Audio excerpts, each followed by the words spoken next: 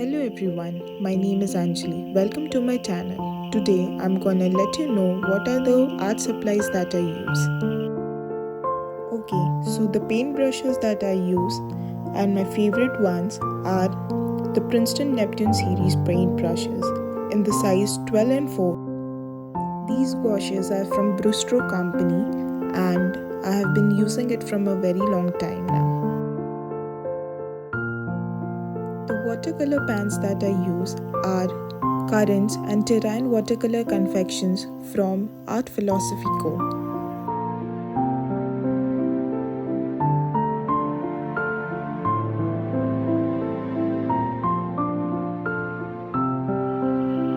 The watercolor tubes that I use are also from Art Philosophy Co.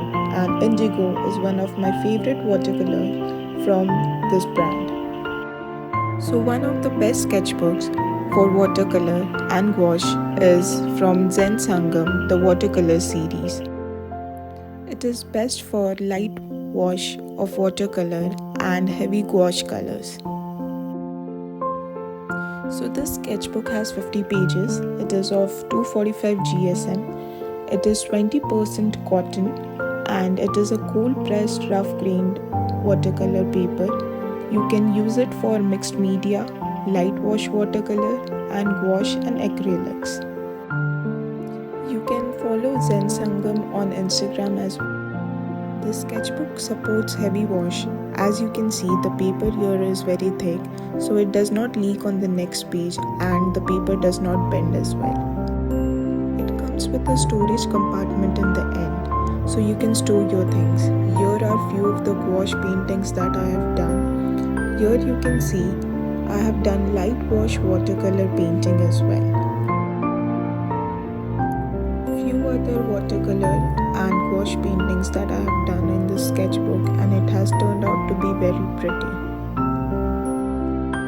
So a small tip for beginners is that when you start your painting journey, do start with simple sunsets, mountains or field scenarios so that you will be able to focus more on color composition rather than perfecting the picture.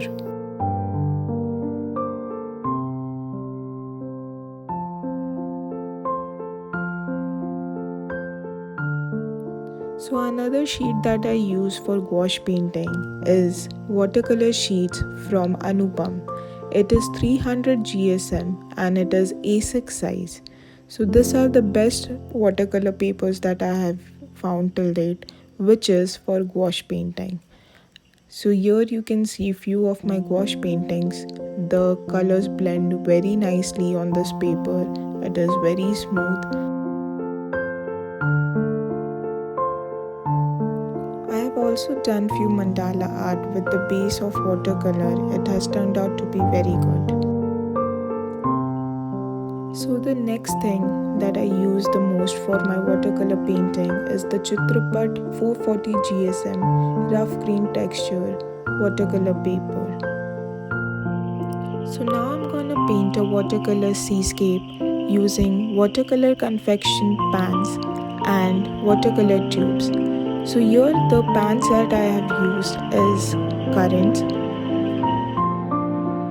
First off, we are going to start with a light wash of watercolors and here I am using Current watercolor confections. We are going to give a very light wash. The texture of the wash need not be very smooth, as we know that the colors of the ocean are not smooth, are very rough.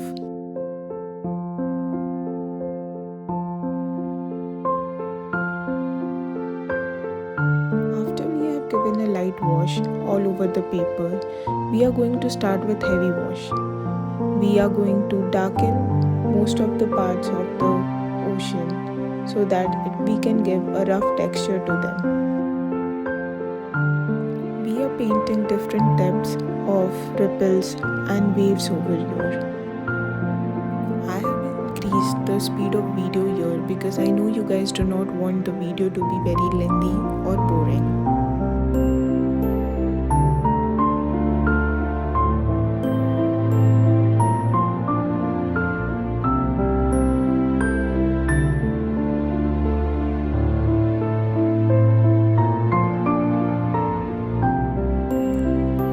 the wash is very light, so we are going to use indigo to darken the wash.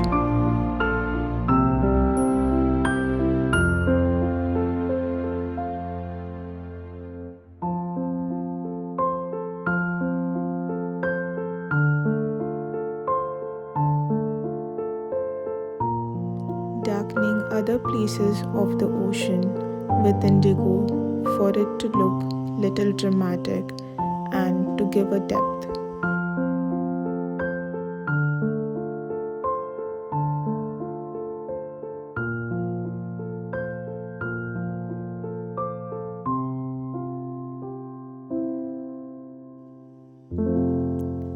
Now I'm using yellow ochre shade from Watercolor Tubes of Art Philosophy Go to give the color of the sand.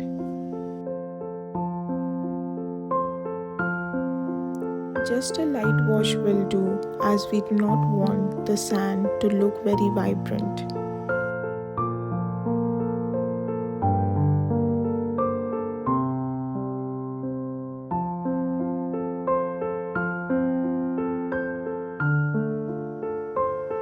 I am darkening the corners to give it a little depth.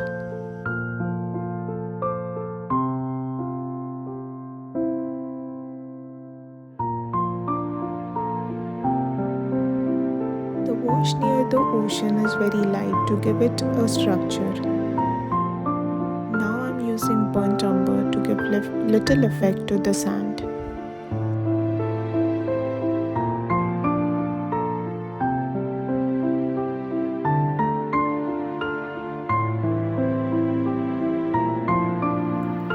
For waves, I'm using white poster color of Kokuyu Camelin brand.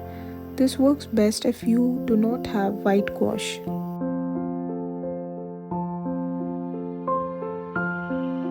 Here you can use a synthetic brush to give these effects.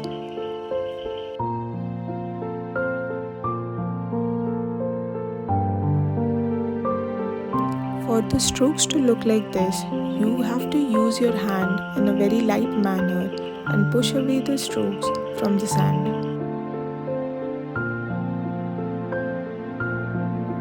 Move your hands in crisscross manner. The waves can look as imperfectly perfect as it can be. Paint the second line few centimeters away from the first line for it to give real wave effects.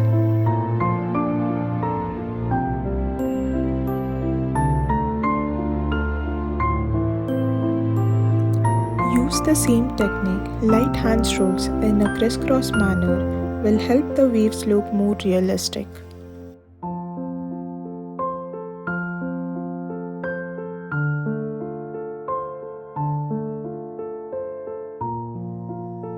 The best part of painting waves is that you can move the brush as you want. There is no scope for mistake here and no need of perfection.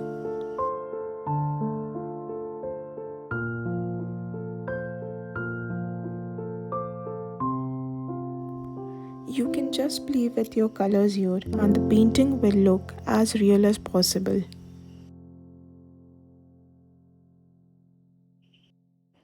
One thing I forgot to mention is that the paintbrush I'm using here is Princeton Neptune series real hair brush, and for the waves I have used a simple synthetic brush that I ordered from Amazon.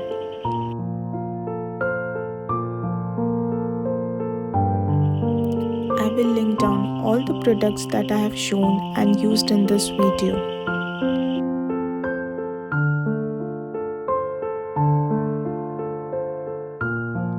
One thing that you will notice is that I'm using lesser brush strokes as we are going deeper in the ocean. I have missed a little bit here, but no worries. I hope you guys liked this small watercolor tutorial. Thank you for watching.